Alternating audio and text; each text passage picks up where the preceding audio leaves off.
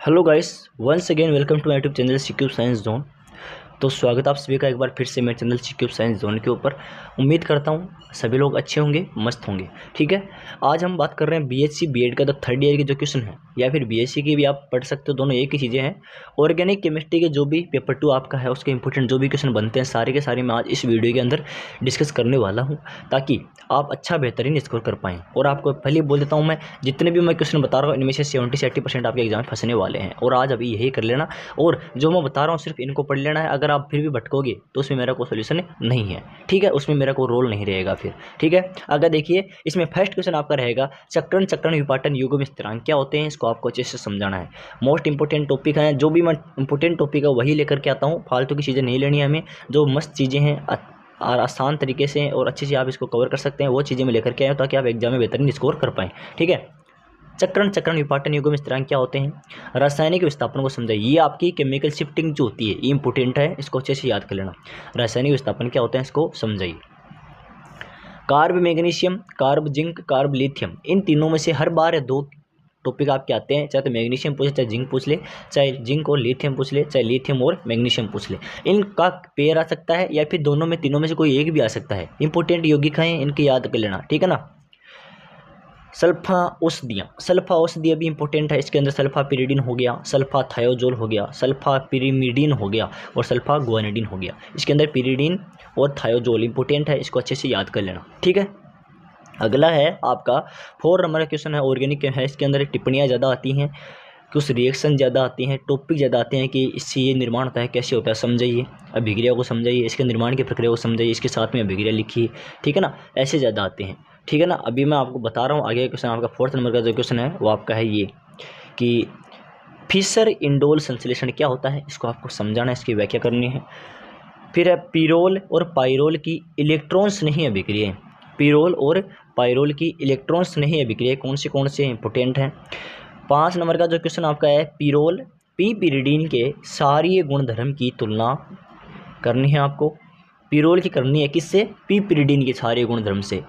Question को समझना है कि आपको समझ में नहीं आया तो कैसे आप इस तरफ हमको समझ में नहीं आया, ऐसे बताता हूँ आपको कि ये बोल रहा है कि पिरोल की कंपेरिजन करनी है आपको, तुलना करनी है किससे, पी पिरिडीन के सारे गुणधर्म से। ठीक है ना, पिरिडीन की इलेक्ट्रॉन्स नहीं व नाभिक्स नहीं अभिक्रियाएं लिखिए, समझाइए। अगला क्वेश्चन है नेक्स्ट नंबर 6 का क्वेश्चन है ओसाजोन का निर्माण प्रक्रिया, परिवर्ती ध्रुवण घूर्णन क्या होता है, टिप्पणी लिखनी पड़ती है इसके ऊपर।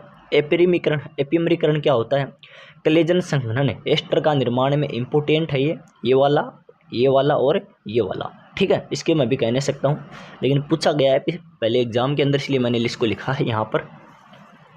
ठीक है, ज़्यादा क्वेश्चन नहीं करेंगे हम एक्स्ट्रा। मैं पहले बता देता हूँ आपको, कचरा नहीं पढ़ना है हमें, जो भी मोस्ट सिलेक्टेड क्वेश्चन होते हैं उनको हमें पढ़ना है, 2 एग्जाम में बारी बारी से आते हैं।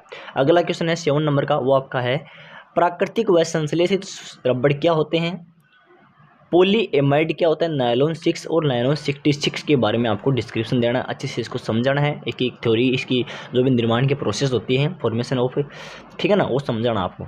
अगला है क्वेश्चन नंबर 8 है आपका न्यूक्लियोसाइड और न्यूक्लियोटाइड, ये आपका इंपॉर्टेंट टॉपिक है, इसको अच्छे से कवर कर लेना। वैसे सारे के सारे इंपॉर्टेंट है, इंपॉर्टेंट ही में लेकर के आया हूँ सेशन। ठीक है ना, किसी बहम में मत रहना कि सर इनमें से भी निकाल के दे दो। ठीक है ना, वही कहीं के नहीं रहोगे, अगर आप इनमें से भी निकालने को कहोगे ना कि 4-5% सेलेक्टेड दे दीजिए, तो भाई देखो इसी के ऐसी शक्ति किसी के पास में नहीं होती है। इस मोस्ट एक्सपेक्टेड जो क्वेश्चन मेरे को लगते हैं वो आपको बताता हूँ मैं, और इसमें से बताता हूँ 70 से 80% आपके एग्जाम में फंसेंगे। अगर आप फिर भी इसमें से भी छांटने को बोलते हैं तो देखो अपने आप तैयार कर सकते हो, इसमें मेरा कोई रोल नहीं है। आप कोई दिक्कत नहीं है, वीडियो देखो या ना देखो। ठीक है, फिर आप बोलोगे सर हमारे क्वेश्चन तो आपने जो बताया 4-5 क्वेश्चन बताए नहीं, इसलिए मैं आपको इतने सारे बता रहा हूँ। ठीक है ना, रंजकों का वर्गीकरण, अगर आप बीएससी कर रहे हो ना तो यार इतना पढ़ना पड़ता है। ठीक है ना, ऐसे कुछ नहीं होता है कि 2-4 क्वेश्चन पढ़ लिए फिर आप बीएससी देने चले गए, एग्जाम हो गया कंप्लीट हो गया, भाई बेक रह जाएंगे।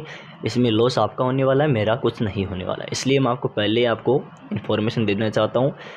ठीक है ना, ऐसे चक्कर में मत पढ़ो कि 4-5 क्वेश्चन सिलेक्टेड दे दीजिए, और जो भी आपको यूट्यूबर बता रहे हैं कि 5 question selected question, most important 7 question, ये सब है ना एक तरह का बहकावा है। ऐसे में मत पढ़ो बच्चों, क्योंकि अगर आप पेपर बैक रहेगा ना आपकी लाइफ ख़राब हो जाएगी, आपका एक ईयर बैक रह जाएगा। ठीक है ना, तो जितने बता रहा हूँ उतना कर लो। रंजकों का वर्गीकरण क्या होता है, किस प्रकार से करेंगे, डाइज जो होते हैं आपके, साबुन व अपमार्जक सोप एंड डिटर्जेंट क्या होता है, इनके बारे में आपको समझाना है। अगले जो इंपॉर्टेंट क्वेश्चन बनते हैं वो आपके बनते हैं लैक्टोज व सुक्रोज के हार्वर्थ प्रक्षेप सूत्र। ये इंपॉर्टेंट है, इसको अच्छे से याद कर लेना। लैक्टोज और सुक्रोज के हार्वर्थ जो प्रक्षेप के सूत्र होते हैं वो कैसे होते हैं, इंपॉर्टेंट है, ठीक है। क्वेश्चन नंबर 10 आपका है फर्स्ट टेस्ट के अंदर, प्रोटीन का विकृतीकरण की मैं बात कर रहा हूँ। यहाँ पर पुनः विकृतीकरण की व्याख्या भी करनी है। विकृतीकरण कैसे होता है और पुनः विकृतीकरण कैसे होता है, इसकी भी व्याख्या करनी है, ठीक है। अगला है जिगलनाटा बहुलीकरण, इंपॉर्टेंट है।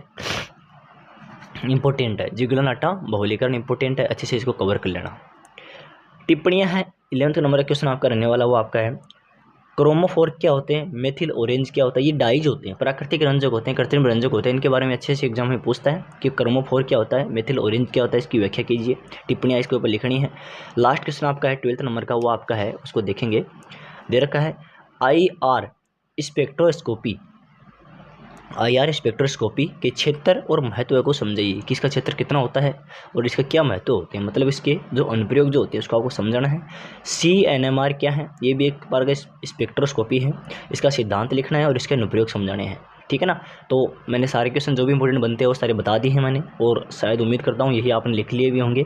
अगर नहीं लिखे तो स्क्रीनशॉट ले लिए होंगे, स्क्रीनशॉट ले लेना, ठीक है ना। एक बार फिर से मैं आपको ऊपर से दिखा रहा हूँ, स्क्रीनशॉट ले लीजिए।